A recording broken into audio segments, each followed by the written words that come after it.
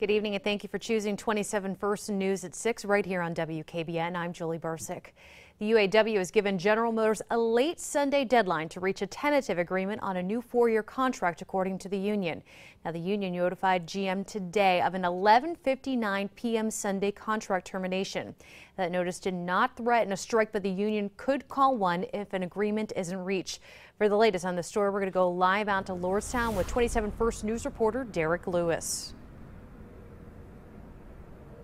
I am live here at the Lordstown General Motors Assembly Plant here in Lordstown, where about 4,500 employees work.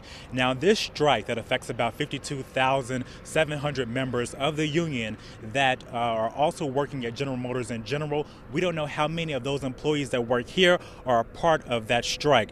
Now, we do know that the United Auto Workers sent out a warning about this strike, saying that they will have a strike if they do not reach an agreement by the time their deadline is met. That is at 11:59 tonight. General Motors did send out a statement of the following. They said GM confirms that they have received the negotiations deadline from the UAW. We are working with them to address the issues and remain committed to obtaining an agreement that is good for employees and the business.